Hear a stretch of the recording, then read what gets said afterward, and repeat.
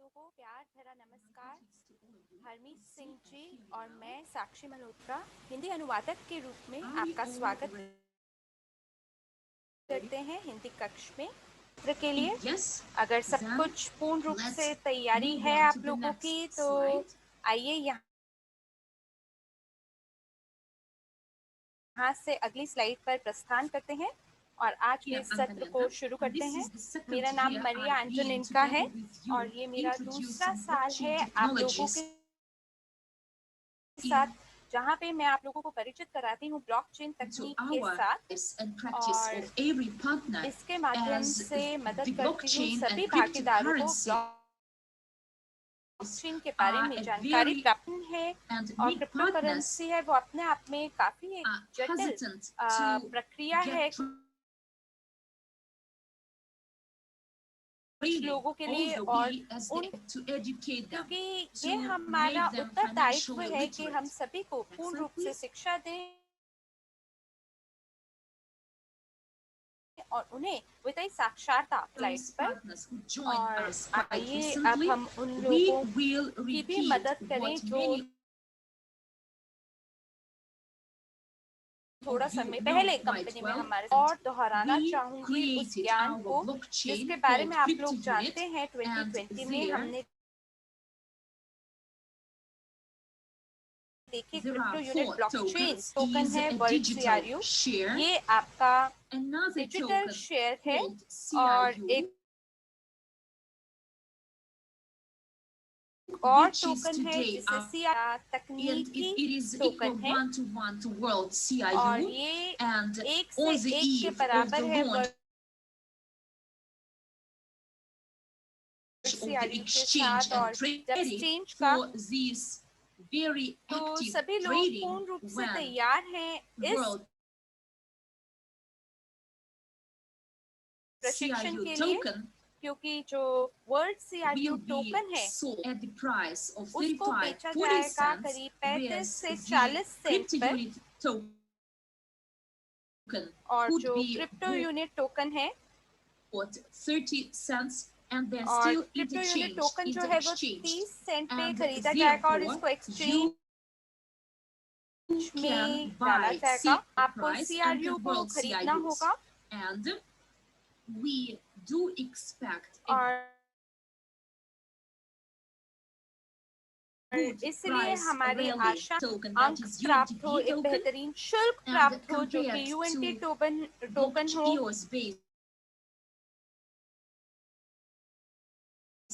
और ये आपका और जो हमारा टोकन है उसको एक्सचेंज पे आप खरीद सकते हैं 1 सेंट होगा। तो जैसे ही ये जो मूल्य है इसका विकास या वृद्धि हो यहाँ से इसका जो कीमत है वो नीचे जाने का कोई मतलब ही नहीं है, ये सिर्फ ऊपर ही बढ़ेगा।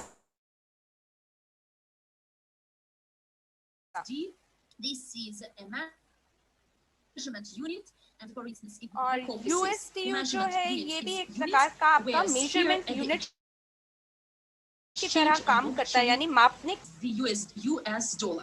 और इसके साथ साथ आपको और क्या जानने की आवश्यकता है या मद्देनजर जो कुल सीआरयू है उसमें जो 35 बिलियन सीआरयू और इसमें कई ऐसे भागीदार हैं जिन्होंने सीआरयू प्राप्त किए हैं 2019 और 2020 में उन्होंने अभी की प्रक्रिया को और जो सीआरयू टोकन है उसे 365 दिनों के लिए पहले है। तो ये जो समस्या है ध्वनि के to explain it to everyone that unblocking of 1.5% 1.5% ये जो आवाज में दिक्कत है, मुझे लगता है उल्टाएंगे जल्दी, तो कृपया आप अपना धैर्य बनाए रखें। तो यहाँ जो मार्केटिंग प्लान है, इसके अंदर इसको शायद बैक ऑफिस में नहीं देख पा रहे हैं, क्योंकि जो IT डेवलपर्स हैं को विकास करना होता है सॉफ्टवेयर, और कुछ ही समय अब बचा है जिसके अंदर हम लोग क्रिप्टो वॉलेट और ब्लॉकचेन को लॉन्च कर, और ये जितने भी टोकन हैं ये मार्केटिंग प्लान के तहत आपको प्राप्त होंगे। तो इससे आप 540 और जो भी आपका बैक ऑफिस है, ये पूरी प्रक्रिया है ये ब्लॉकचेन पे करने वाले हैं क्रिप्टो वॉलेट में। तो आप अपने cryptounit.com अपने वॉलेट पे जा सकते हैं और वहाँ पे अपनी, और जैसे ही आपको अपनी की प्राप्त हो जाएगी, आपके जितने भी CRU टोकन अंक होंगे उनको हस्तांतरित, और वहाँ पर to say 10,000 CRUs received as a ये जो 10,000 year and a half passed, and after pressing this key on in your crypto wallet, you will see that the 10,000 CRU will be with the status available, and I will do my best by अपनी ओर से पूरी कोशिश करूंगी कि ये जो समस्या है ये फरवरी की शुरुआत तक में एक वीडियो का निर्माण कर लें कि ये किस तरह से किया जा सकता है। वर्तमान की जो अंतिम समस्याएं हैं उसको हम ठीक कर लें, और हमारी कोशिश है कि मतलब आपको हिंदी कक्ष की दिक्कत है, इंग्लिश हिंदी दोनों सुनाई दे रहा है क्या? Tomorrow it will be available, but look, all these essays are in front line. ठीक है, and this in front end, so where you can कुछ पलों कृपया करके आप हमारे साथ बने रहें। धन्यवाद।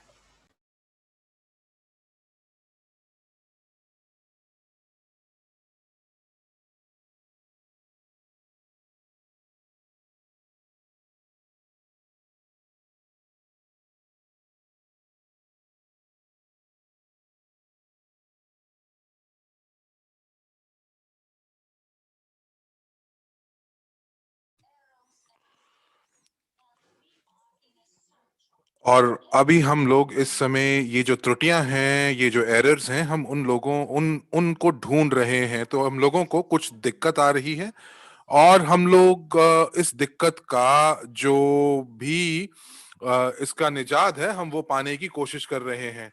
तो ये आपको पता चलेगा कि क्रिप्टो वॉलेट कैसा है। और कुछ लोग ये भी कहते हैं कि जो अनब्लॉकिंग हुआ है वो एक से ज्यादा बार हुआ है। तो देखिए, जो अनब्लॉकिंग की जहां तक बात है, तो वो अनब्लॉकिंग जो है वो क्रिप्टो वॉलेट के अंत से होगा, और आप जो हैं वो CRU टोकन अंकों से आप बैक ऑफिस में कुछ नहीं कर सकते हैं। तो अब हम लोग क्यों अपने प्रोग्रामर्स की जो जिंदगी है ये सब चीजें करके या सिंक्रोनाइजेशन के मामले में उनको दुविधा में डालें। तो इसीलिए जो हम लोग माइग्रेशन करते हैं बैक ऑफिस का जो डेटाबेस है, उसको ब्लॉकचेन के ऊपर जब हम उसको माइग्रेट करते हैं, हस्तांतरण करते हैं, तो उस समय हम लोग क्रिप्टो वॉलेट की बनाते हैं, और हम लोग अब उसकी जांच कर रहे हैं। तो चलिए आइए हम स्टेकिंग बोनसेस की बात करते हैं। हम लोगों के पास अनलॉक्ड CRU हैं और लॉक्ड CRUs हैं, और जैसे ही हमारे पास अपनी क्रिप्टो वॉलेट तक की पहुंच बन जाएगी, तो हम लोगों के पास विकल्प होंगे कि हम लोग जो स्टेकिंग है वो क्रिप्टो वॉलेट के अंदर हम स्टेकिंग कर सकें, और जो उसके बाद जो उसमें से रिलीज्ड सीआरयूज होंगे वो हम लोग यहाँ पर हम इस्तेमाल कर सकते हैं। और जो अनलॉक्ड सीआरयूज आपके बैक ऑफिस के अंदर हैं उसका आप इस्तेमाल कर सकते हैं वीआईपी की सदस्यता देने के अंदर में। और 31 जनवरी से 2 और 3 दिन के बाद आपके जितने भी आपका जो इंटरेस्ट उपार्जन होता है, वो जो उपार्जन है वो आपका शुरुआत हो जाएगी, और वो जून और जुलाई में वो आपके पास आ जाएगा। तो अब 10 जनवरी आ चुकी है, और तो आपको इसका जो इंटरेस्ट है वो आपको मिल लेना चाहिए। और जो कुछ लोगों को ये इंटरेस्ट मिला है, कुछ लोगों को ये इंटरेस्ट नहीं मिला है। तो आप लोगों को अगर पूरे महीने के लिए इंटरेस्ट नहीं मिला है तो वो आपको शीघ्र मिल जाएगा। देखिए, बैक ऑफिस जो है वो एक ब्लॉकचेन नहीं है। ब्लॉकचेन जो है वो स्मार्ट कॉन्ट्रैक्ट पे काम करता है, और इसीलिए हम लोग इसके बारे में बात कर रहे हैं, ब्लॉकचेन के बारे में बार बार बात कर रहे हैं, जिसकी हमें बहुत ज्यादा जरूरत है। क्योंकि जो स्मार्ट कॉन्ट्रैक्ट है वो बैक ऑफिस, वो माफ कीजिएगा, वो ब्लॉकचेन के ऊपर ही कार्यरत करता है। तो ये क्यों जरूरी है? क्यों? क्योंकि एक जो टोकन है उसका क्या उसकी विशेषता है? उसकी विशेषता ये है कि जब वो जो टोकन है वो जब रिलीज होता है, अनलॉक्ड होता है, तो वो उसके अंदर उसके ऊपर नजर रखे हुआ है कि किस किस वक्त उसकी अनलॉकिंग होगी, और वो अनलॉकिंग जो है वो आपके वॉलेट तक पहुंच जाएगी। तो ये सब कुछ जो है वो प्रोग्राम के जरिए से ये इसका प्रबंधन किया जा रहा है। और इसीलिए जो जो जो स्टेकिंग का जो प्रोग्राम है वो ब्लॉकचेन पर स्वतः ही काम करता है। और अगर कोई त्रुटि आती है या कुछ दिक्कत आती है हमारे प्रोग्राम के अंदर, तो आपको ये देखना पड़ेगा कि यहाँ पर कुछ लोग ऐसे होंगे जिन लोगों को इंटरेस्ट मिला है और कुछ लोगों को इंटरेस्ट नहीं मिला है। अब हम लोगों को ये जांच करनी पड़ेगी कि ये प्रोग्राम की वजह से तकनीकी दिक्कत है या ये कहीं और से दिक्कत आई है, कि ये जो अक्रूवल या उपार्जन हो रहा है ये स्वतः क्यों नहीं हो रहा, और ये हम लोग इसको मैन्युअली नहीं करना चाहते हैं। और अब क्या होता है कि यहां पर एक स्क्रिप्ट चलती है, और ये जो स्क्रिप्ट है ये स्क्रिप्ट इस चीज का बोध कराती है कि यहां पर कंप्यूटर को जो है आपका जो अंक है उसको या उपार्जन है उसको रिलीज करना है, उसको खोलना है। जिस दिन आपकी स्टेकिंग का जो तारीख है, जिस समय आपको इंटरेस्ट मिलना चाहिए, उस तारीख पर आपको इंटरेस्ट मिले। तो अब क्या होगा, 31 तारीख को जो स्टेकिंग है बैक ऑफिस में वो बंद हो जाएगी। और अगर आपने जनवरी में आपके पास उपार्जन हुआ है, अक्रूवल हुआ है, जैसे कि आज 28 तारीख है, तो इस महीने के अंत तक 3 महीने के अंदर अगर आप मानिए कि अगर आप स्टेकिंग करते हैं तो आपको पूरे महीने का आपको उपार्जन दिया जाएगा। अब इसका क्या मतलब है कि जनवरी के लिए हो सकता है कि आपके पास 2 उपार्जन आए। एक, जब आप शुरुआत में जो जनवरी की शुरुआत का जो उपार्जन है एक वो, और एक बाकी के जनवरी का उपार्जन। तो जिन लोगों ने एवेंटी प्रोग्राम में स्टेकिंग किया है वहां पर कुछ लोग हमसे कुछ निराश हैं कि हम लोगों ने जो टोकन है उसको अपने पास रखा है और आपको कोई इंटरेस्ट नहीं मिला है। तो एंड्रे हवरातेव जी ने ये एक निर्णय लिया है कि जिन जिन लोगों ने एवेंटी स्टेकिंग की है तो 8% जो है वो अक्रूड या उपार्जन होगा फरवरी के अंदर। तो एवेंटी के प्रोग्राम के अंदर जिन्होंने भी स्टेकिंग की है तो उनको फरवरी में एक बार बोनस मिलेगा 8% का, तो जो कि मुझे हिसाब लगता है कि बहुत ही अच्छा है। और जब हम अपने सारे CRU टोकन को ब्लॉकचेन के ऊपर हस्तांतरण कर लेंगे, तो यहां पर इवेंटी स्टेकिंग प्रोग्राम जो है, तो वो आपकी जो आय है वो 3 महीने के बाद से शुरू करेगा।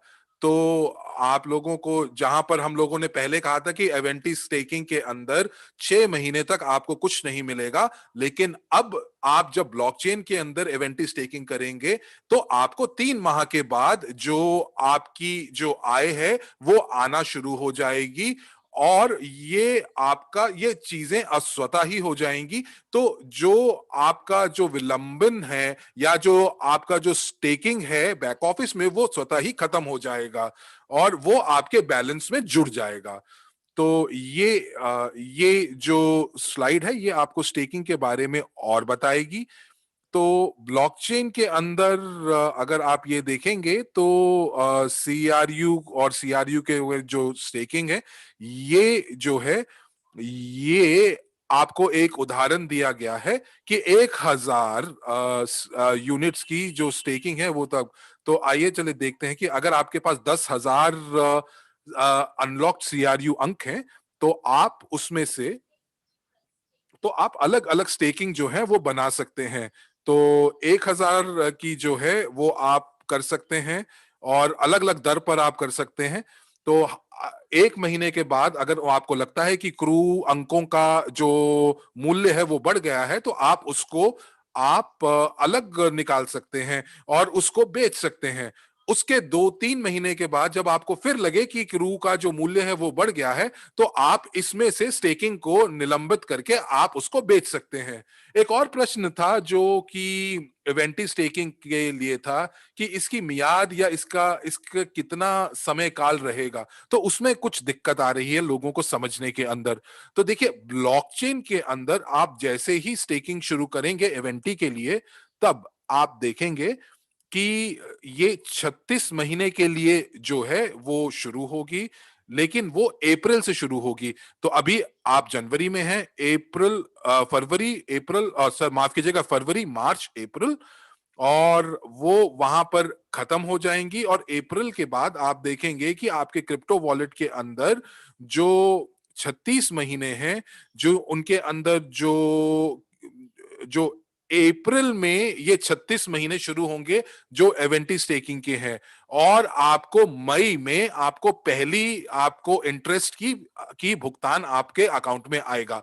तो पहले आपको 33% नहीं, लेकिन 33 महीने के अंदर आपको, ये एक समय है 33 महीने का, जिसके अंदर इस स्टेकिंग के अंतर्गत आपको जो है वो आय मिलती रहेगी।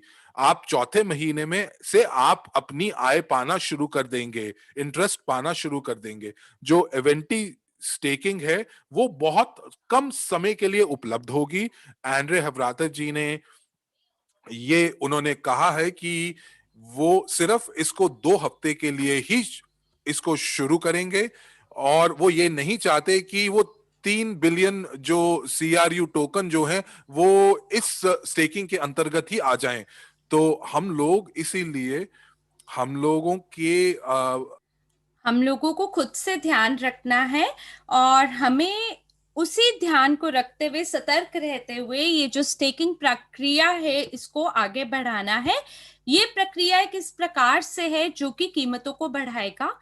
और अगर मान लीजिए कि ट्रेडिंग के समय पे अगर कोई टोकन को कम मूल्य पे बेचना चाहता है, लेकिन वो भागीदार जो कि अच्छे से समझते हैं स्टेकिंग के बारे में, और वो लोग जो कि काफी जुनूनी है क्रिप्टो जगत को लेके, वो लोग समझेंगे कि इस कार्यक्रम की क्षमता क्या है, और वो इसको, जो इन लोगों ने 8% पे शुरू किया होगा, वो ऐसे लोग होंगे जो कि कहीं ना कहीं कीमतों को प्रभावित करेंगे।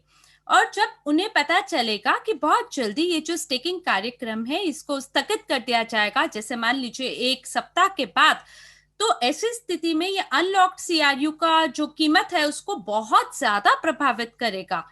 और ये जो ट्रिगर होगा जिसके माध्यम से अनलॉक्ड CRU की जो मांग है वो बढ़ जाएगी, उसमें उसकी काफी वृद्धि हो जाएगी। मान लीजिए कि अगर स्टेकिंग 3 महीने के लिए होता है, जैसे अगर हम बोले कि केवल आज का दिन है और जल्दी करिए 3 महीने के लिए स्टेक करने के लिए, तो आज के दिन के बाद हम इसे एक्टिवेट या डिसएक्टिवेट करेंगे ये देखते हुए कि कैसा विकास होता है बाजार का इस समाचार को सुनने के बाद। तो ये एक प्रकार का इंसेंटिव होगा, ये वो बोनस होगा जो कि टोकन की मांग को बहुत ज्यादा वृद्धि में तब्दील कर देगा, क्योंकि लोगों की दिलचस्पी बढ़ जाएगी। और जो ज्यादातर टोकन होते हैं उसके अंदर जो प्रूफ ऑफ स्टेक टोकन होते हैं उसमें जो सबसे ज्यादा रिटर्न होता है वो 36% प्रति वर्ष होता है। लेकिन हमारी स्थिति में हमारे पास 36% प्रति वर्ष है, यानी कि 12 महीने का ये कार्यक्रम है। अगर मान लीजिए 18 महीने का कार्यक्रम होता तो ऐसी स्थिति में जो रिटर्न है वो 24% होता प्रति वर्ष। लेकिन जो पोल्का डॉट है उनके पास 26% है, और आप ऐसे में तुलना कर सकते हैं स्टेकिंग की 24 मंथ्स के लिए। और जैसे इवेंटी स्टेकिंग अगर हम लेते हैं तो ये 8% प्रति माह है, और ये जो इवेंटी 2020 स्टेकिंग है इसकी वजह से बाजार के अंदर जो मांग है उसमें काफी वृद्धि करी जा सकती है। तो देखिए ये जो तालिका है इसके अंदर 10,000 CRU में से हमारे पास 6,000 वो है जो कि आप स्टेक कर सकते हैं। 1,000 इनमें से वो है जिन्हें आप UNTP टोकन जनरेशन के लिए यानी कि उसकी उत्पत्ति के लिए भेज सकते हैं, और जो कीमतें हैं इससे बढ़ाई जा सकती हैं। तो कितना बचा? 3,000 CRU बचते हैं 10,000 में से, और ये जो 30% है इसको हम रखेंगे अपने पास ताकि हम इसको एकदम मुफ्त तरीके से एक्सचेंज में उपयोग कर सकें। लेकिन हम इसे एक बार के अंदर बेचने को तैयार नहीं होंगे, और कई बारी इसकी जो कीमत मान लीजिए कि शुरू करते हैं कम मूल्य से, फिर धीरे धीरे बढ़ाएंगे और बढ़ाएंगे और बढ़ाएंगे, यानी कि पहले छोटे से शुरू करेंगे, धीमे धीमे उससे बढ़ाएंगे। तो जो समय सीमा है ब्लॉकचेन की ये हम आपको अंत में बताएंगे, क्योंकि हमने मार्गदर्शिका तैयार की है इसके बारे में। और यहाँ पर मैं थोड़ा सा और दबदबा देना चाहूंगी या दबाव देना चाहूंगी आपको ये बताने के लिए कि कैसे हमारा मंच जो है वो अद्वितीय है स्टेकिंग को लेके। क्योंकि जो मैंने व्हाइट पेपर देखा है मेरे हिसाब से इतना अविश्वसनीय स्टेकिंग कोई भी आपको नहीं देता, जहां आप लघु अवधि के लिए, मध्य अवधि और दीर्घ अवधि के लिए आप स्टेकिंग कर सकते हैं। और ये जो हमारा प्रस्ताव है ये अपने आप में काफी अद्वितीय है उन सभी लोगों के लिए जो कि क्रिप्टो दुनिया को लेके काफी जिज्ञासु हैं और जिनकी बहुत दिलचस्पी है। तो जी हाँ, बिल्कुल ये बहुत जरूरी खबर है कि यहाँ आपको CRU स्टेकिंग के लिए केवल 3 बिलियन CRU की आवश्यकता होगी, और ये जो है ये एक बढ़िया तरीका है जिसके माध्यम से हम लोग अनब्लॉक CRU की मांग को बढ़ा सकते हैं। तो अब हम लोग जो ट्रेडिंग करने वाले हैं एक्सचेंज में वो कैसे होगा? तो बाईं ओर आप देख सकते हैं अलग अलग क्रिप्टो करेंसी है, बिटकॉइन है, इथेरियम है। देखिए हीरे की आकार में आपको दिख रहा है एक ये चिन्ह, और एक हरे रंग का चक्र के अंदर T आपका अक्षर लिखा गया है जो कि टेथर है।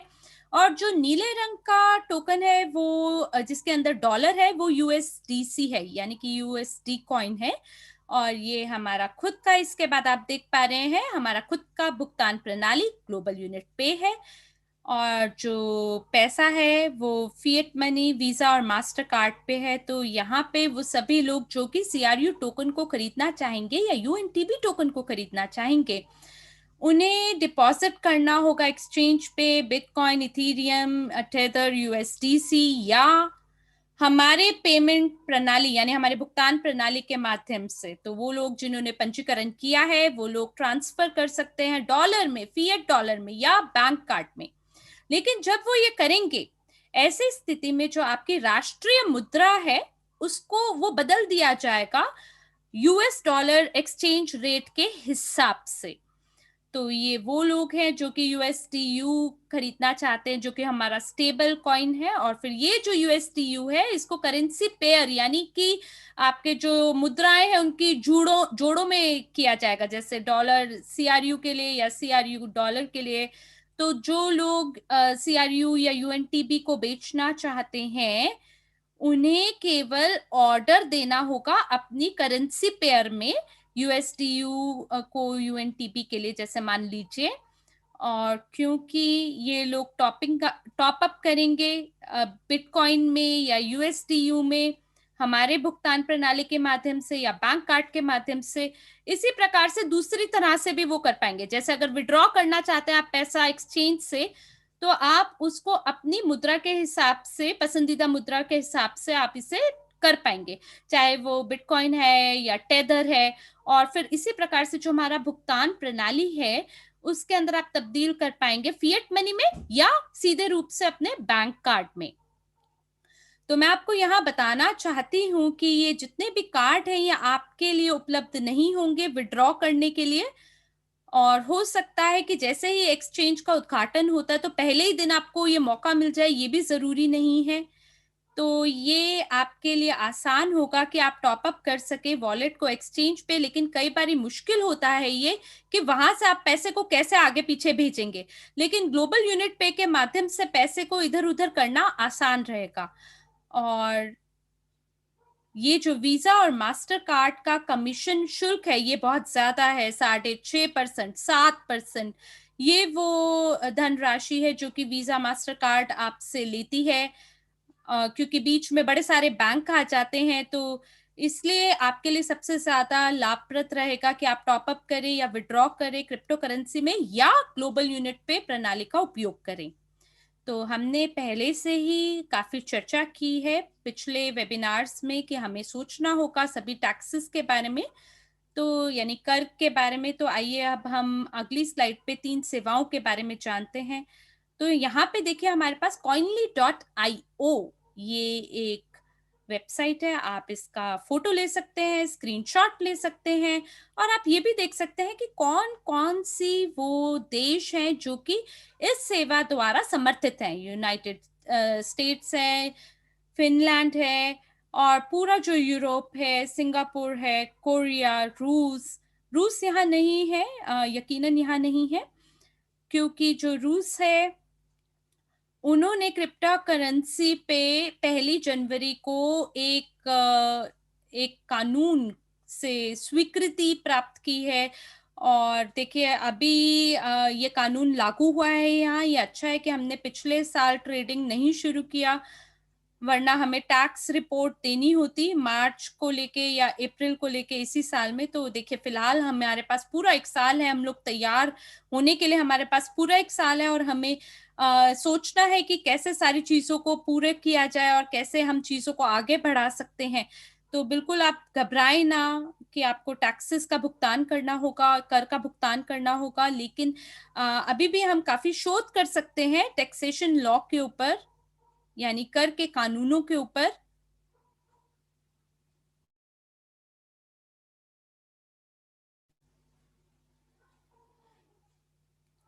क्योंकि उनके पास आपके देशों के लिए भी जानकारी है। तो आइए अब हम अगली स्लाइड पर चलते हैं। यहाँ एक और सेवा है blockbit.io। तो अगर आपके पास बहुत सारे ट्रांजैक्शंस नहीं है तो ये बिल्कुल निशुल्क रूप से करता है, लेकिन अगर आप एक ट्रेडर बनना चाहते हैं और अगर आप कई सारी मुद्राओं का उपयोग करना चाहते हैं, अलग अलग वॉलेट के तहत करना चाहते हैं, तो आपको ऐसी स्थिति में 199 यूरो का भुगतान करना होगा। और फिर तीसरी सेवा जो ये प्रदान कर रही है वो है आपकी cointracking.info।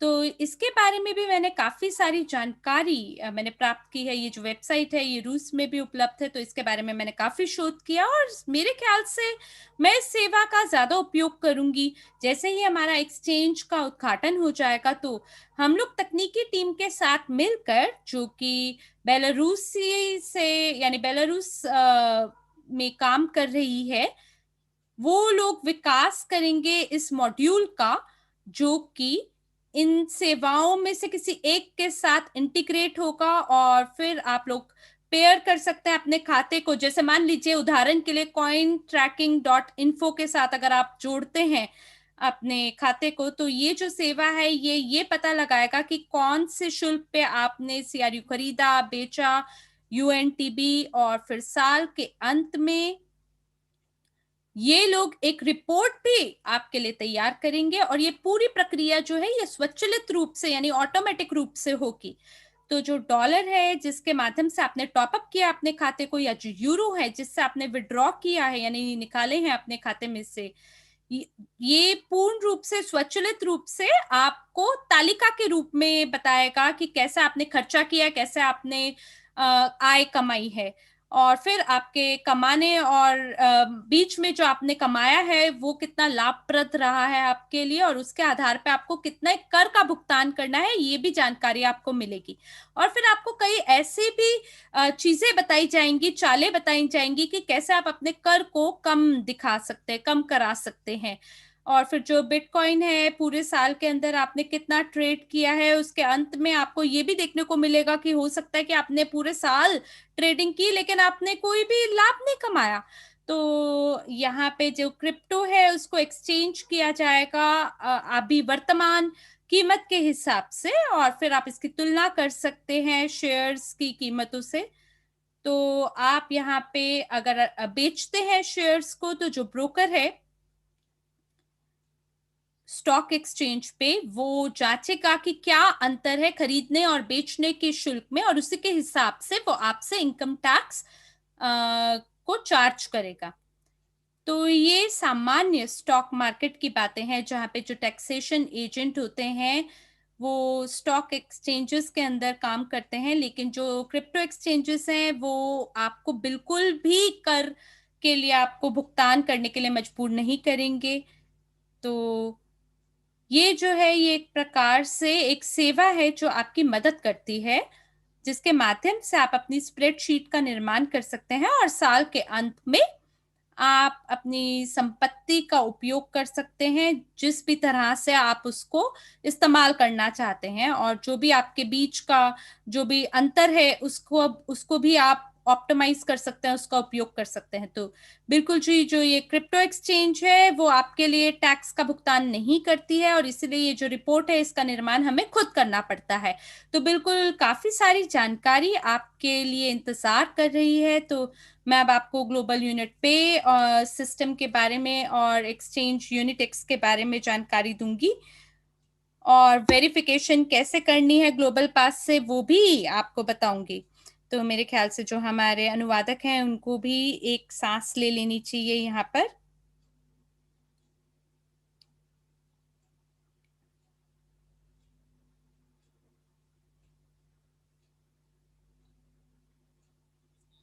यहाँ पर मेरे पास 3 पन्ने हैं, 3 पन्ने हैं जो कि जिन पे प्रिंट कराए हैं मैंने वो सभी कारण, 17 कारण कि क्यों जो वेरिफिकेशन है वो रिजेक्ट कर दी जाती है ग्लोबल पास पे।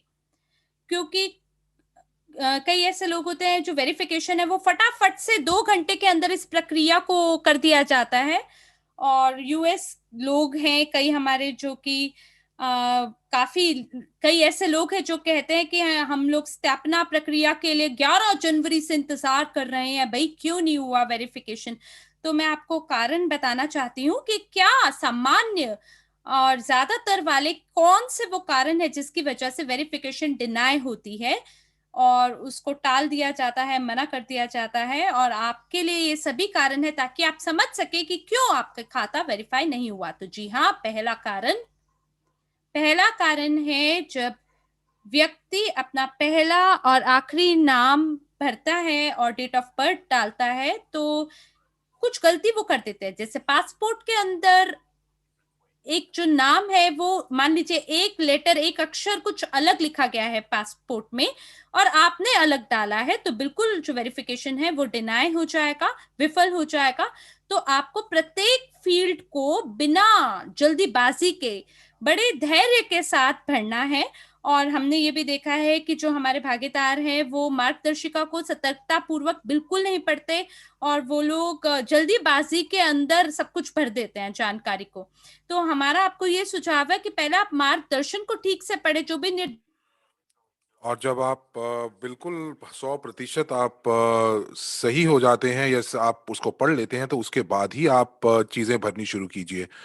एक और कारण जो लोग हैं कि जो जो लोग हैं वो अपने दस्तावेज ऐसे दिखाते हैं जिनका समय सीमा निकल चुकी होती है, एक्सपायर्ड होते हैं। तो अगर आप कोई आईडी कार्ड दे रहे हैं या आप अपना पासपोर्ट अगर दिखा रहे हैं या कोई और भी सत्यापन के लिए कोई भी दस्तावेज आप अतिरिक्त जो दे रहे हैं, तो आपको इस चीज का ध्यान रखना पड़ेगा कि वो वैध है और वो अगले 6 महीने के लिए वैध है। तो अगर आपका जो पासपोर्ट अगर 3 महीने के बाद एक्सपायर हो रहा है तो ये दस्तावेज नहीं चलेगा। तो आपको ये देखना है कि ये कम से कम 6 महीने के लिए आपके जो जो आपको जो 6 महीने तक के लिए वैधता दे सकते हैं। कई लोगों ने तो अपने एक्सपायर्ड दस्तावेज ही दिखाने और सत्यापन करने के लिए उन्होंने अपलोड कर दिए हैं। तो ये काम नहीं करेगा। उनके जो जो दस्तावेज थे वो 2 साल पहले ही एक्सपायर हो चुके हैं और उनकी वैधता खत्म हो चुकी है। तो कुछ देशों में कुछ ऐसे दस्तावेज हैं जैसे कि आईडी कार्ड है और यूरोप में ये खूब चलते हैं। और उस दस्तावेज के या आईडी कार्ड के आगे का और पीछे के 2 भाग होते हैं। तो लोग जो हैं वो सिर्फ आगे का भाग ही उसको भेजते हैं, वो इसलिए क्योंकि उनकी फोटोग्राफ वहां पर होती है और वो पीछे वाला हिस्सा जो है वो स्कैन करके अपलोड ही नहीं करते हैं। उनको लगता है कि वो अनावश्यक है। लेकिन अगर आपके दस्तावेज दोनों तरफ है और आपको लगता है कि आपका जो दस्तावेज या आईडी जो है उसके दोनों तरफ कुछ है, तो आप स्कैन करके अपलोड जरूर कीजिए। चाहे वो खाली ही क्यों ना हो, लेकिन आपको उसको स्कैन करके अपलोड दोनों तरफ को जरूर करना है। एक और चीज जो हमारे लिए पास जो आ रही है, जो कारण आ रहा है, वो है कि वीडियो की जो गुणवत्ता है या वीडियो क्वालिटी है वो बहुत अच्छी नहीं है। लोग जब कैमरा के सामने बैठते हैं तो उनके पीछे कोई एक ऐसी तस्वीर लगी हुई होती है, वो किसी और की होती है, जैसे कि वो उनके देश के राष्ट्रपति हैं या उनके देश के प्रधानमंत्री हैं। तो वो जब आप कैमरा जब आपकी आपकी आपकी वीडियो बना रहा होता है तो वो आप ही का चेहरा नहीं बल्कि जो पीछे जो जो पिक्चर है वो भी उसको भी वो ले लेता है। तो कैमरा जो है वो उसको समझ में नहीं आता कि ये दो लोग क्यों हैं। तो ये चीजें हैं वो आपको थोड़ा सा ध्यान रखने वाली है। कई बार आप जब फोटोग्राफ लेते हैं अपना, तो आप ये मान के चले कि आपके आसपास कोई लोग नहीं हैं, आपके आगे पीछे लोग जो हैं वो नहीं हैं।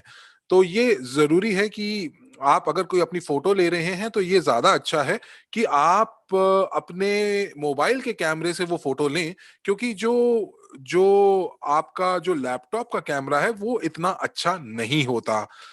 कई बार हमारे सामने ऐसी चीजें भी आई हैं कि जब आप अपना पासपोर्ट या अपना आईडी कार्ड आप उसकी पिक्चर लेने की कोशिश करते हैं, तो आपको ये लगता है कि ये जो आपने चित्र खींचा है ये अच्छा है, उसकी गुणवत्ता अच्छी है, लेकिन लेकिन उसके अंदर कई बार ऐसा होता है कि किसी प्रकार का जो रिफ्लेक्शन है या कोई साया है वो आ जाता है या आपकी उंगलियां ही आगे आगे आ जाती हैं। तो इसलिए ये बहुत जरूरी है कि आप अपने पासपोर्ट को कैमरे के पास लेके जाएं और आप फोटो लें। जब आप लें अपने फोटोस अपने अपने फोन से जब आप फोटो लेते हैं तो उसको टेबल पे रखिए और उसको ऊपर से उसकी फोटो लीजिए, ताकि उसके अंदर कहीं से भी कोई भी किसी प्रकार की कोई उंगलियां ना आए या कोई साया ना आए या किसी भी प्रकार का प्रतिबिंब ना बन रहा हो। सबसे बढ़िया तो ये होगा कि अगर आप उसका स्कैन ले लेते हैं, अगर आप स्कैनिंग कर लेते हैं तो मुझे नहीं लगता कि उसमें कोई दिक्कत आती है। अगर आप कैमरे के सामने अपना पासपोर्ट बेशक 100 बार लेके जाएं, लेकिन आपकी उंगलियां जो हैं वो हिलती रहेंगी। आप उसको एक बार में भी कर सकते हैं, लेकिन हो सकता है कि वो ठीक हो। लेकिन जब आप इसको स्कैन करके भेजेंगे तो मेरी मानिए कि ये सत्यापन की जो प्रक्रिया है वो बहुत शीघ्र पूरी हो जाएगी। कुछ और जगहों पर हम लोगों ने ये भी देखा है कि जो पिक्चर जो आपके पासपोर्ट के ऊपर होती है वो कई बार फोटोशॉप दिखाता है। जो सत्यापन प्रक्रिया है, वो जो सत्यापन प्रक्रिया है उसके अंदर वहां पे एक स्पेशल इंस्ट्रूमेंट्स लगे हुए हैं जो कि ये बता देते हैं कि ये फोटोशॉप्ड हो चुकी है। तो ऐसी कोई चीज भी मत कीजिएगा। मुझे लग रहा है कि मेरी बैटरी खत्म हो रही है या किसी और की, पता नहीं, लेकिन मेरी बैटरी तो पूरी दिख रही है। तो चलिए, हम बात कर रहे थे फोटोशॉप पिक्चर के ऊपर। तो फोटोशॉप की जो पिक्चर होती है, तो ग्लोबल पास जो है वो उनको पता चल जाता है कि ये जो जो जो आपका पासपोर्ट है उसके ऊपर जो चित्र है या जो फोटो है आपकी, वो फोटोशॉप की हुई है। कई लोग करते हैं ऐसा। तो ये चीज ग्लोबल पास को बहुत अच्छे से पता चल जाती है। तो आइए और देखते हैं कि क्या और चीज है। कुछ लोग मुझे रूसी पासपोर्ट के बारे में बता रहे हैं, तो उसके बारे में हम पहले ही बात कर चुके हैं कि उनके अक्षर अलग होते हैं। एक और जो गलती या जो एरर आती है वो ये है कि जब लोग अपने पते के जहाँ वो रहते हैं वो बताते हैं, तो वो ये क्या करते हैं कि वो एक फोटो लेते हैं, जैसे कि वो अपने पीसी को खोलते हैं, अपने कंप्यूटर को खोलते हैं, और उसके बाद वो एक अपना बैंक अकाउंट देखते हैं। बैंक अकाउंट के बाद वो एक पिक्चर ले लेते हैं अपने जो जो कंप्यूटर है उसके ऊपर, ऑनलाइन बैंकिंग खोलते हैं, और उसके साथ वो एक पिक्चर ले लेते हैं और वो कहते हैं कि ये देखिए, ये मेरा एड्रेस है। लेकिन मैं आपको ये बता दूं कि ये फोटो है, ये आपका दस्तावेज नहीं है। तो आपको क्या करना पड़ेगा? आपको एक बैंक से प्रमाण पत्र या फिर एक बैंक की स्टेटमेंट आपको डालनी पड़ेगी। आप ये मान के चल लीजिए कि ये इस प्रकार की प्रक्रिया है कि जैसे आपको कहीं किसी देश का वीजा लगाना है। तो जब आप किसी देश का वीजा लगाते हैं तो आप ये सब चीजें नहीं करते हैं। आप अच्छे और बढ़िया तरीके से दस्तावेज बनाकर अपनी फाइल बनाते हैं। और दूसरी चीज जो है, जो गलतियां लोग करते हैं, वो ये है कि वो किसी दस्तावेज का एक हिस्सा ही लगाते हैं, पूरा दस्तावेज नहीं लगाते हैं। जैसे कि एक टेलीफोन बिल है, तो वो टेलीफोन बिल का एक हिस्सा नहीं बल्कि पूरा टेलीफोन बिल उनको चाहिए और वो आपको अपलोड करना पड़ेगा। तो ये सब चीजें आपको ध्यान रखनी पड़ेंगी। और मैंने आपको बता दिया कि लोगों के हाथ और उंगलियां भी आ जाती हैं कई बार आगे। तो ये सब मुख्य चीजें हैं जहां पर और भी कुछ आते हैं, जैसे दस्तावेज के जो कोने हैं वो ठीक से नहीं दिखाई दे रहे हैं, या उन जो कैमरा है वो ठीक से नहीं पकड़ पा रहा है। तो ये सब चीजें हम आपको मार्गदर्शन करते हुए बता रहे हैं। तो और जहां तक एक्सचेंज का सवाल है, तो मैं आपको बता दूं कि जो एक्सचेंज है वो यूरोपियन कानून के अंतर्गत आती है। और यूरोपियन कानून जब भी सत्यापन करता है तो वो काफी सख्त तरीके से करता है। तो हम मुझे लगता है कि हमारी कंपनी उन कुछ कंपनियों में से है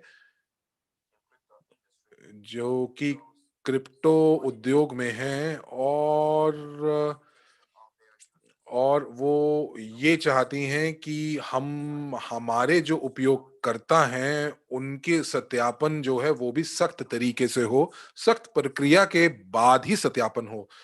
तो देखिए, ये सारी की सारी चीजें जो हैं वो हम लोगों के लिए की गई हैं, ताकि हम लोगों की जो साख है वो पूरे पूरे पूरे पूरे विश्व में बने। अगर हम लोग ब्रिटिश वर्जिन आइलैंड के अंतर्गत हम लोग अगर हमारी कंपनी होती तो हम लोग बिना किसी दिक्कत के पैसे जो हैं वो हम मार्केट से उठा सकते थे, लेकिन ऐसा नहीं है। और कुछ और चीजें हैं, जैसे कि कभी कभी आप सुनते हैं कि लोगों के बिटकॉइनों की चोरी हो गई, या उनका जो बिटकॉइन है या जो पैसा है वो आतंकवादी गतिविधियों में लग रहा है। तो हमारी कंपनी में ऐसा नहीं होगा, क्योंकि हमारी कंपनी का जो नाम है वो बहुत ऊपर है। और एक इससे ज्यादा बड़ी बात यह है कि हम लोगों के ऊपर कोई उंगली नहीं उठा सकता और ये नहीं कह सकता कि हम लोग घोटाला कर रहे हैं। तो आप जैसे जैसे ही आप सीख लेते हैं कि आप ग्लोबल यूनिट पास से आप सत्यापन की प्रक्रिया को सीख लेते हैं, आप उसको पूर्ण कर लेते हैं, तो विश्व स्तर के ऊपर हम लोग एक कदम ऊपर चले जाएंगे। और ये हमारे लिए बहुत जरूरी है। हमारे और कई बार लोग मुझसे ये पूछते हैं कि मेरे पास ये दस्तावेज नहीं है, मेरे पास ये दस्तावेज नहीं है, तुमने मेरी जिंदगी जो है वो परेशानी में डाल दी है। तो मैं आपको यही बताना चाहूंगी और निवेदन करना चाहूंगी कि हम लोग कानून के दायरे में रहकर काम करते हैं। और पिछले कुछ सालों में जो एमएलएम का जो बिजनेस है, जो एमएलएम का जो उद्योग है, वहां पर जो जो अच्छी अच्छी एमएलएम कंपनियां जो हैं, उनका अपनी भुगतान की प्रणाली होती है। और हम लोग भी सीख रहे हैं, हम लोग भी कदम दर कदम सीखेंगे। हम लोग अपने सहभागियों की मदद कर रहे हैं कि वो हमारे साथ पंजीकृत करें, सत्यापन करें, और ये प्रक्रिया से गुजरें, ताकि जो जो जो गलत या जो नीची गुणवत्ता की जो पिक्चर हैं या जो फोटोएं हैं, वो सब चीजें हमें नहीं चाहिए। और आप एक अच्छे स्मार्टफोन से, एक अच्छे कैमरे से आप अपनी फोटो लेकर अपलोड कर सकते हैं। और हर रोज हम लोग आपको सत्यापन की प्रक्रिया के बारे में बताते हैं। और जब आप ये सब चीजें सीख लेंगे, तो मेरी बात विश्वास से मानिए कि ये प्रक्रिया बहुत पलक झपकते ही आपके लिए भी पूरी हो जाएगी। तो अगर आपको लगता है कि आपका जो अगर आपके बैक ऑफिस का अगर उसको बंद कर दिया गया है या उसको फ्रोजन कर दिया गया है, तो आप उसमें ज्यादा बार घुसने की कोशिश मत कीजिएगा। वो इसलिए क्योंकि आपको कुछ दस्तावेज हैं या जो आपने कुछ घोषणा की हैं, वो आप मेल नहीं खाती हैं। तो कई बार हम आपको पहले भी बता चुके हैं कि जो लोग राजनीति से जुड़े हुए हैं, हम लोग उनके सत्यापन जो है वो नहीं कर पाएंगे। और आपको हम लोगों ने आपको जब आप ये फॉर्म भरते हैं, तो उसके अंदर आपसे पूछा जाता है कि क्या आप राजनीति से जुड़े हुए हैं, और आपने वहां पर आप घोषणा करते हैं कि मैं राजनीति से नहीं जुड़ा या जुड़ी हुई हूं। तो अगर आप नहीं लिखते हैं वहां पर, तो आपका सत्यापन की प्रक्रिया जो है वो बहुत शीघ्र हो जाती है। और कई बार ऐसा भी है कि जो लोग सरकारी नौकरियों में हैं, वो अपने नौकरी के साथ साथ कोई व्यवसाय नहीं कर सकते हैं, तो इसीलिए उनका सत्यापन भी जो है वो खारिज कर दिया जाता है। तो इसलिए आप लोगों को ध्यान रखना पड़ेगा। तो 10 दिसंबर में अगर आपके पास कोई कोई ऐसा संदेश आया हो कि आपका जो अकाउंट है वो ब्लॉक कर दिया गया है, तो आप देखें कि उनको शायद किसी दस्तावेज की जरूरत है, तो वो आप उनको करवा दीजिए। लेकिन अगर उसके बावजूद भी ये चीज हल नहीं हो रही है, तो आप हमारी समर्थन सेवा का इस्तेमाल कर सकते हैं, सपोर्ट सर्विस का इस्तेमाल कर सकते हैं, और आप उनसे पूछ सकते हैं। और ग्लोबल यूनिट पे जो है वो ऐसे लोगों के लिए या ऐसे अकाउंट्स के लिए अलग तरीके से उसको वो सत्यापन करने की कोशिश करेगा। लेकिन जो लोग ब्लॉक्ड हो चुके हैं, आप ध्यान दीजिएगा कि आप पंक्ति में सबसे अंत में पहुंच जाएंगे। तो ऐसा भी हो सकता है कि आपका जो अकाउंट है वो ब्लॉक्ड कर दिया गया हो, क्योंकि आपने पूरे के पूरे दस्तावेज नहीं स्कैन करके भेजे हों। तो अगर आप वो दस्तावेज भेज देते हैं, तो ये बहुत प्रक्रिया और जल्दी से शीघ्र रूप से आपका सत्यापन हो जाएगा। तो अब दोस्तों, एक आप लोगों के लिए एक एक एक आपके लिए आश्चर्यजनक चीज हम लेकर आ रहे हैं, और हम आपको बताना चाहेंगे कि हमारी जो ब्लॉकचेन है और जो एक्सचेंज है उसकी समय सीमा कहाँ है, और एक वीडियो देखें जो हमारी मार्केटिंग एजेंसी ने बनाया है। तो दुनिया बहुत तेजी से बदल रही है, ब्लॉकचेन तकनीकें नए नए अवसरों को खोलती हैं। स्विट्जरलैंड क्रिप्टो अर्थव्यवस्था की एक अग्रणी देशों में से एक है। यूजीपे ग्रुप और वर्ल्ड क्रूज सुरक्षा टोकन को अमेरिकी प्रतिभूति एसईसी आयोग के साथ पंजीकृत किया गया है। वर्ल्ड क्रू एक डिजिटल शेयर है जो कि वैश्विक पोर्टफोलियो का एक हिस्सा है। वर्ल्ड क्रू टोकन जो है वो 4 प्रकार की आय आपको देता है। सबसे पहला स्टेकिंग है। ये यूएनटीबी के रूप में इनाम प्राप्त करने के लिए एक क्रिप्टो वॉलेट पर डब्ल्यू क्रू की टोकन की नियुक्ति करता है। ये एक उपयोगिता टोकन है जो कि ऐसे संसाधनों तक आपकी पहुंच बनाता है जैसे रैम, मेमोरी और सीपीयू प्रोसेसिंग पावर। दूसरा है वफादारी या की निष्ठा कार्यक्रम बोनस। ये टोकन की कुल बिक्री के 5% का मासिक रूप से श्रेय दिया जाता है, और ये प्रकार की आय आपको केवल अक्टूबर तक ही उपलब्ध होगी। उसके बाद है प्रॉफी बोनस। प्रॉफी बोनस जो है डब्ल्यू क्रू के धारकों के लिए लाभ की संख्या के अनुपात में ये आपको दिया जाता है, जो कंपनी के किसी भी निवेश क्षेत्र में किसी भी व्यवसाय से प्राप्त होने वाले लाभ से होता है।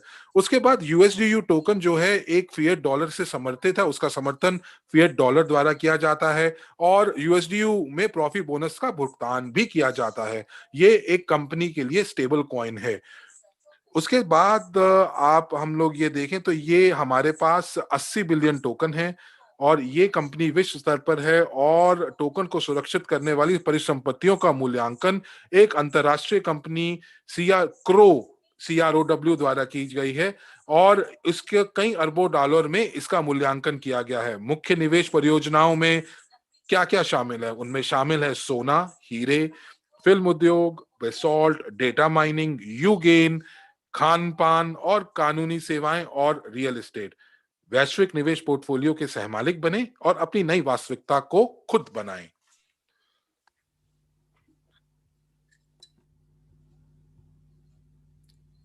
क्या आपको ये वीडियो पसंद आई? जी हाँ, ये बहुत मजेदार है, और हम लोग तैयार कर रहे हैं पीआर कैंपेन यूजीपे ग्रुप के लिए, वर्ल्ड सीआरयू टोकन के लिए, ताकि वहां पे हम कुछ विज्ञापन को छाप सकें, वीडियो ब्लॉग छाप सकें, कुछ प्रतिपुष्टि डाल सकें, ताकि हम ये सुनिश्चित कर सकें कि ये जो यात्रा थी ये व्यर्थ नहीं गुजरी, और हम बाजार में प्रवेश कर सकें हमारे बेहतरीन टोकन के साथ। और जैसे कि मैंने आपसे पहले भी कहा है, 31 जनवरी को स्टेकिंग आपकी रोक दी जाएगी, और फिर 3 या 5 को हम लोग शुरू करेंगे, और जितना भी जो आपका स्टेकिंग है वो आपको प्राप्त होगा, उसका सभी जो लाभ है हम सबसे पहले आपको एक लिंक देंगे एक्सचेंज में रजिस्टर होने के लिए, और वो सभी लोग जो कि पिछली नवंबर में पंजीकृत हुए हैं, वो पुराना पंजीकरण बिल्कुल अभी वैध नहीं होगा। तो हम लोग जो पुराना डेटाबेस है उसको ट्रांसफर करेंगे 2 कारण के लिए, क्योंकि बहुत सारे ऐसे लोग थे जो कि जल्दीबाजी में जिन्होंने सारी जानकारी डाली, और उन्होंने पता नहीं किससे अपना रेफरल लिंक लिया और कहाँ से रेफरल लिंक लेके पंजीकरण किया, और कितने ऐसे लोग थे जिन्होंने शिकायत की कि वो लोग कुछ अपना जवाब चाहते थे स्पॉन्सर से, अपलाइनर से, और अपलाइनर ने सही समय पे जवाब नहीं दिया, और इसकी वजह से काफी ज्यादा गलत फहमियां हो गई अपलाइन और स्पॉन्सर के बीच में, अपलाइन और डाउनलाइन के बीच में। और अब हमें ये समझ में आता है कि देखिए जल्दीबाजी का कोई मुद्दा ही नहीं है, और इसलिए कृपया करके आप पंजीकरण कृपया अपने ही स्पॉन्सर के अंतर्गत करें, उस व्यक्ति के अंतर्गत करें जो आपका मुश्किल समय में सहयोग दे सके। तो आपको अपना ईमेल पे एक लिंक प्राप्त होगा, और वहां पे आप वेरिफिकेशन को कंफर्म करते हैं, पुष्टिकरण करते हैं, और वहां पे कोई वास्तविक पंजीकरण एक्सचेंज पे हुआ ही नहीं था। तो देखिए हम लोग बिल्कुल शून्य से दोबारा प्रक्रिया करेंगे, तो कृपया करके आप मुझे एक क्षण दीजिए। तो मोटे तौर पर जो 8 फरवरी को हम लोग जो पंजीकरण है उसको शुरू करेंगे, और फिर जैसे ही सभी स्टेकिंग दे दी जाएगी या प्राप्त हो जाएगा, तो उसके बाद 5 से 8 फरवरी को व्यक्तिगत रूप से सिंक्रोनाइजेशन होगा ब्लॉकचेन पर। और अगर ये आराम से हो जाता है बिना किसी दुविधा के, तो फिर लगभग 10 फरवरी से आपको अपनी की यानी चाबी प्राप्त हो जाएगी क्रिप्टो वॉलेट के लिए, और वहां से आप लोग हस्तांतरित कर पाएंगे यानी स्थानांतरित कर पाएंगे अपने क्रिप्टो वॉलेट के अंदर सभी राशि। और जैसे कि मैंने आपको पहले भी बताया है कि एक्सचेंज पे फिर वेरिफिकेशन होगी, जैसे कि ग्लोबल यूनिट पे पेमेंट प्रणाली से, और वहां पे केवल एक ही अंतर होगा कि एक्सचेंज पे आपको अपलोड करना है अपना पासपोर्ट वीडियो को, और यहाँ पे आपको फॉर्म को यानी क्वेश्चनियर को नहीं भरने की आवश्यकता। और मैं कारण बताती हूँ क्यों हमें ये दोहरी वेरिफिकेशन की आवश्यकता है एक्सचेंज पे, क्योंकि देखिए हो सकता है कि आपने पंजीकरण कराया हो ग्लोबल यूनिट पे प्रणाली में, और देखिए अब सभी को मेरा नाम पता है, और इंटरनेट पे आप मेरे सभी जानकारी प्राप्त कर सकते हैं, पूरा विवरण, मेरा जन्मदिन की तिथि, सब कुछ आप जान पाते हैं। लेकिन मान लीजिए कि अगर कोई और व्यक्ति है वो ये जानकारी लेके मरिया एंटोनिका की कॉपी बनकर अगर आती है, और अगर वो कहती है कि नकली मरिया एंटोनिका अगर बोलती है कि मुझे आप वेरीफाई करें, तो जो एक्सचेंज ऑफिसर है वो कैसे आपकी बात पे विश्वास करे? तो इसके लिए आपको कैमरे में अपनी शक्ल दिखानी होगी, ये दिखाने के लिए कि आप पहले से ही ग्लोबल यूनिट पे के माध्यम से वेरीफाई हो चुके हैं, और आप वही व्यक्ति हैं जो कि वेरिफिकेशन के लिए आ रहे हैं। तो इसलिए आपको अपना वही वीडियो, वही पिक्चर, वही दस्तावेज कैमरे के सामने वीडियो के रूप में दोबारा देनी होंगी। तो ये अभी सरल प्रक्रिया रहेगी, क्योंकि एक्सचेंज के अंदर बहुत लंबा चौड़ा क्वेश्चनियर आपसे प्रश्नावली नहीं पूछा जाएगा कि क्यों और किस कारण से, कि क्या आप राजनीतिक व्यक्ति हैं या नहीं, या सरकारी नौकर हैं या नहीं, या कोई सरकारी नौकरी करते हैं या नहीं। ये सारे फालतू सवाल आपसे नहीं पूछे जाएंगे। और मेरा ये मानना है कि 15 फरवरी तक अगर भगवान की कृपा रही, तो मुझे आशा है कि आप में से ज्यादातर लोग जो है एक्सचेंज पे वेरीफाई हो चुके होंगे। और अगर अभी तक आप लोग पंजीकरण नहीं हुए हैं, तो आप लोग एक्सचेंज को खुलने का इंतजार ना करें। तो कृपया करके आप भुगतान प्रणाली के अंदर अपने कार्ड का बंदोबस्त कर लें, और इसकी वजह से आप बहुत सारा समय खपत होने से बचा लेंगे। क्योंकि देखिए अभी हम लोग सभी लोग खाली बैठे हैं, इंतजार कर रहे हैं एक्सचेंज कब शुरू होगा। लेकिन जब सही समय आएगा, जब आपको लगेगा कि अब मैं बैक ऑफिस से वॉलेट के अंदर पैसे को डाल दूं, ऐसी स्थिति में आप देखेंगे अरे बाप रे, मेरी तो स्थापना यानी वेरिफिकेशन ही नहीं हुई है। तो आप फिर किसको जिम्मेदार ठहराएंगे कि मैं क्यों नहीं वेरीफाई हो पा रहा हूँ? तो मैं नहीं जानती ये वाली बात कि क्यों रूसी कक्ष के अंदर मेरी स्लाइड मुझे नहीं दिख रही। ये बात मरिया जी कह रही हैं। सर पासपोर्ट बहुत अनिवार्य दस्तावेज है, आप उसके बिना काम करना मुश्किल है, वेरिफिकेशन का प्रोसेस।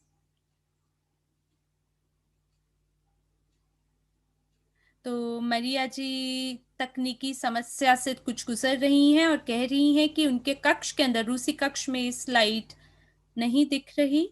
तो वो बता रही हैं कि फिलहाल मैं वेनस में हूँ, लिथुआनिया में हूँ, और मेरे पास 2 टीम है जो मेरे लिए काम कर रही है, जो कि रख रखाव का ध्यान रख रही है, ब्लॉकचेन और एक्सचेंज का।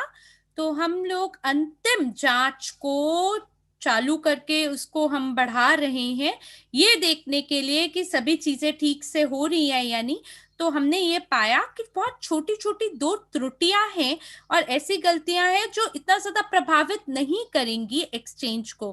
पर जहां तक एक्सचेंज का सवाल है, ब्लॉकचेन का सवाल है, वहां पे कुछ आलोचना हुई थी स्विस कंपनी द्वारा, जिसको हमारे ऑडिटर ने हायर किया था, जो कि हमारे ब्लॉकचेन को सपोर्ट करती हैं।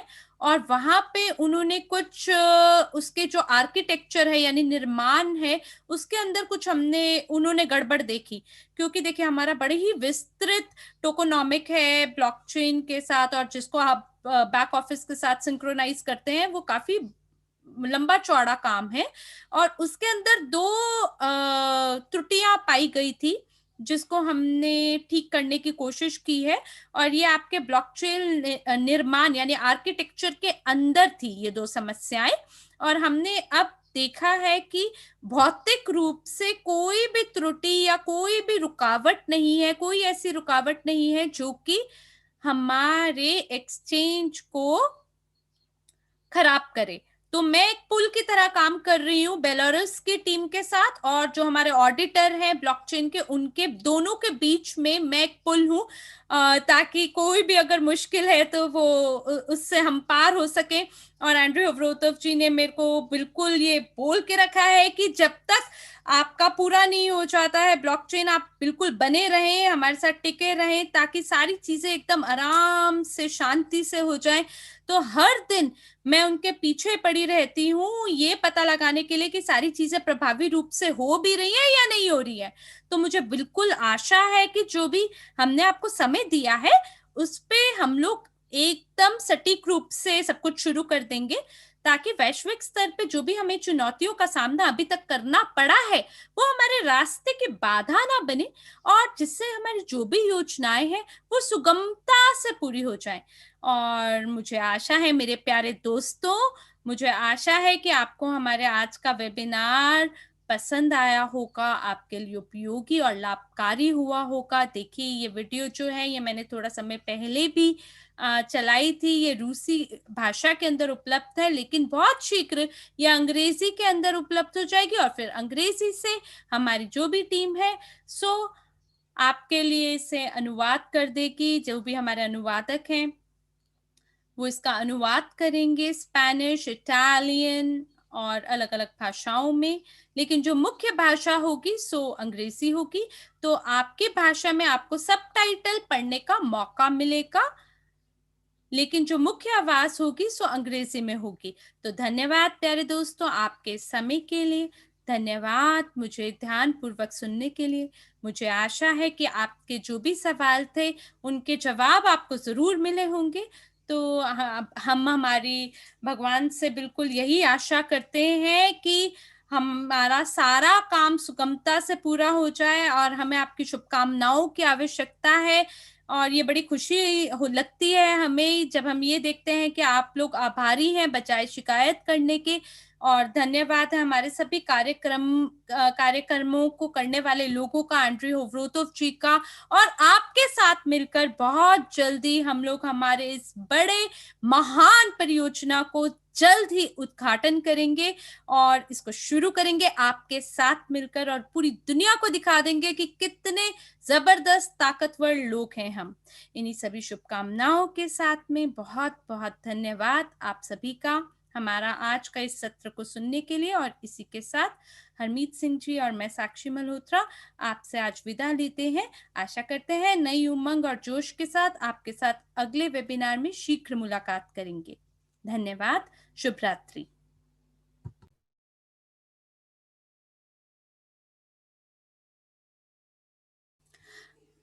पासपोर्ट बहुत इम्पोर्टेंट दस्तावेज है, क्योंकि ये ग्लोबल प्लेटफॉर्म है, तो इसलिए ग्लोबल प्लेटफॉर्म पे ग्लोबल डॉक्यूमेंट जो कि इंटरनेशनली सभी लोगों के द्वारा पहचाना जाता है वो पासपोर्ट होता है, और यही कारण है कि पासपोर्ट की मांग करी जाती है।